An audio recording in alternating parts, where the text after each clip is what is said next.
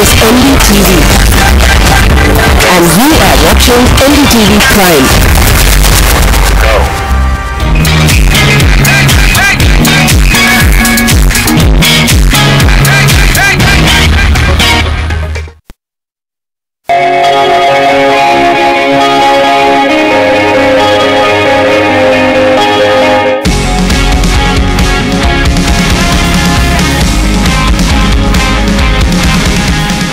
On MotorHeads today, my guest is the President and CEO of Honda Cars in India, Yoichiro Ueno, and we are going to speak to him about a fair number of things that are happening now at the company. It's been a while since we met him last, and so it's good to have you with us on the program. Thank you, sir. Okay, thank you very much. Good evening.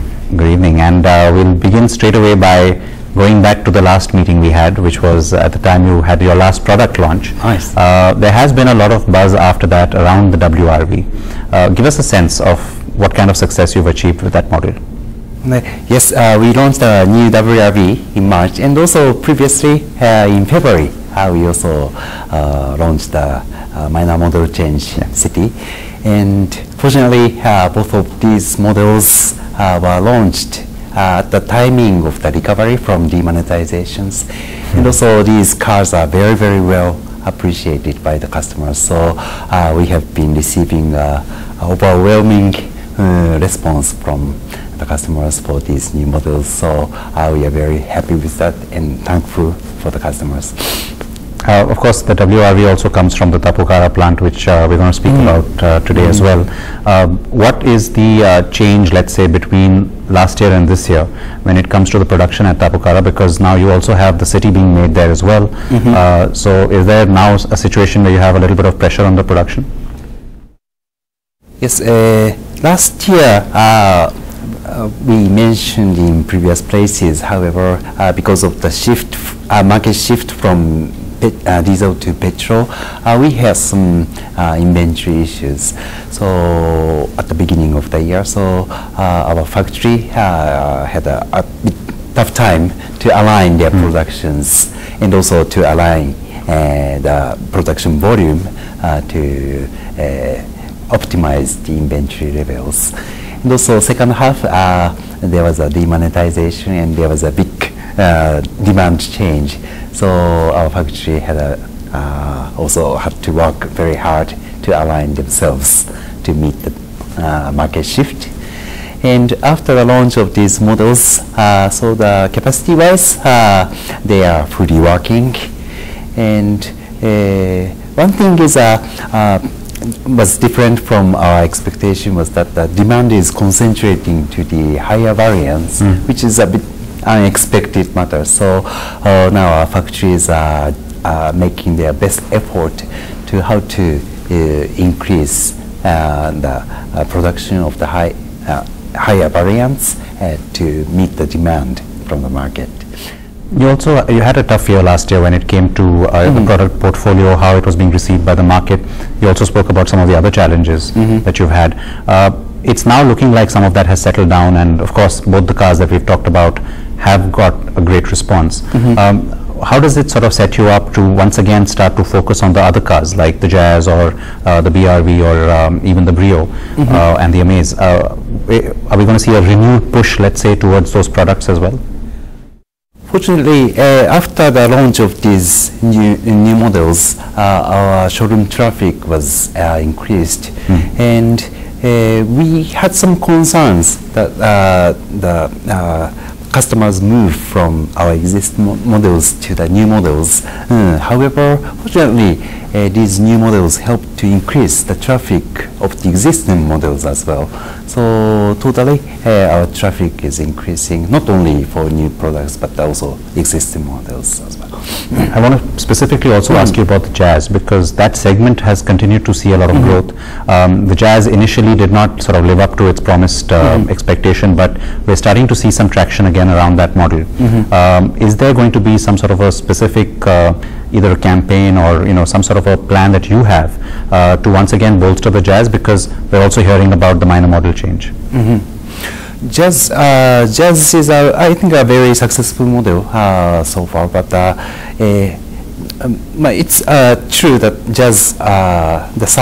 jazz is similar to WRV in terms of size and the concept of the vehicles, and also sharing some components. So, however, after the launching of WRV, because I think the character of these two models are different, and launching of WRV, I think helped to differentiate the jazz, and also it really helped to highlight the uniqueness of the jazz. So I think currently jazz and WRV are possessing some optimum positions which are different, and also capturing a bit different customers. That is a very good thing for us. And the MMC, can we expect it this year on the Jazz? MMC is, we have to follow the global. Well, globally it started happening, which is why I'm asking. So, well, of course, we will follow the global scheduling, but the timing of the MMC is different in each country. I'll still take that as a yes. But the other thing which I must share with you, in fact, is that ever since the WRV launch, the queries around the Jazz for us have increased. So you're right, there's probably more attention now on the Jazz again. That segment has been also a very high margin segment for the industry. It's been dominated obviously by primarily these three players, you know, the Jazz, the Baleno and the i20. Do you think that that segment still has room for growth? Because you're hearing about other competition coming in. Do you think there's room for another product from your side? Currently, the big boom is happening to SUVs. Of course. However, because of the very strong economy of the India, the income level or affordability of the cars are increasing as well.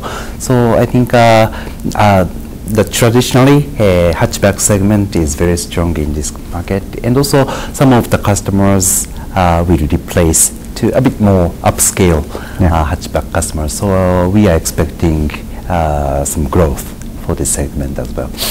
You know, you're maneuvering me straight to the HRV conversation again by saying that premium SUV, you know, these are the sort of driving factors of growth. Every time we meet, we speak about the HRV. So I won't ask you that question, but but the point about how it's not just Honda, but every brand is now refocusing its energies on the SUV space. And again, it's not just in India, but it's globally. We're seeing, you know, multiple models in a portfolio. Is that going to be the trend, you think, going forward? Yes, but it happens at different timings, but in the stage of growing market, we have experienced emerging SUV in several countries. Maybe this segment can be very popular because road conditions in some areas are very tough, and also it gives a very high eye point, which is very good for in the traffic jam or something like that, and also offers good utilities, and also can be used for daily transportations and also weekend traveling. So I think SUV has a lot of potential, and also very good concept for the customers in India. So I think that kind of a current trend, growing trend, will continue for a while. But when it comes to these other models that we don't currently have in India, like the next generation of CRV that's also broken cover globally, and of course the HRV, is it fair to say that these are products that you are continuing to assess or look at for India, at least from a consideration point of view? So now we have BRV and WRV, and also we have CRV. The existing CRV. However, it's true that the price gap of these models are quite broad, and it's also true that we are receiving a lot of requests to bring some models which can fulfill this big gap. So one option can be HRV.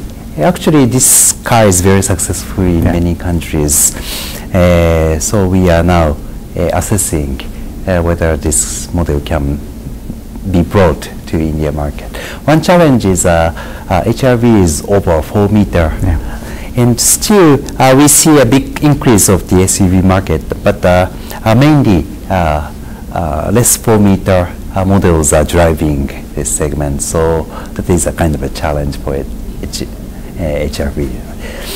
Well, that brings me now to the GST question, because we're still there's a little bit of ambiguity, let's say, in terms of what's going to define smaller cars and larger cars going forward.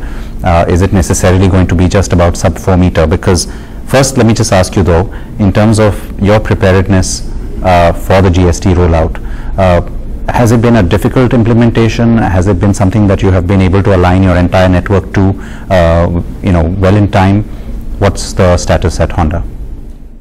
Yes. So at the timing of change from the current tax scheme to GST, the tax rate of each segment is not really changed. Yeah. There is not a significant change because GST plus assess is almost maintained from the current tax. However, I think there will be a more flexibility to align the tax rate for each segment of the cars. So maybe one possibility is that if the customers become more mature or more affluent, and more customers want to have, for example, more bigger cars or spacious cars, in that case the kind of a current tax structure might be reviewed, and I think a new tax scheme can be easier to quickly